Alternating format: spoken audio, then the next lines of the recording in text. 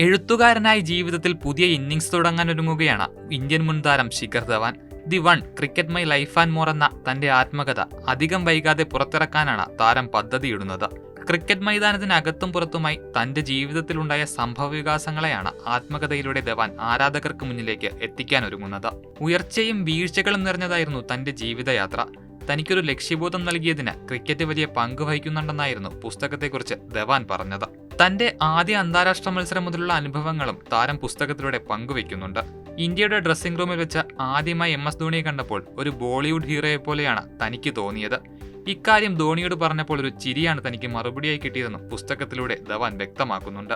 2010 Dhawan Indian senior ടീമിലേക്ക് എത്തുന്നത്. വിശാഖപട്ടണത്ത് ഓസ്ട്രേലിയക്കെതിരെയായിരുന്നു താരത്തിന്റെ അരങ്ങേറ്റം. പരമ്പരയിലെ ആദ്യ മത്സരം കൊച്ചിയിലായിരുന്നു. എന്നാൽ മഴയെ തുടർന്ന് ഈ കളി ഉപേക്ഷിച്ചു. കൊച്ചിയിലെ മത്സരം നിശ്ചയിച്ചിരുന്നതിന്റെ തലേ ദിവസം രാത്രിയിൽ തനിക്ക് ഉറങ്ങാൻ കഴിഞ്ഞിരുന്നില്ല എന്നുൾപ്പെടെയുള്ള കാര്യങ്ങളും പുസ്തകത്തിൽ ധവാൻ വിവരിക്കുന്നുണ്ട്.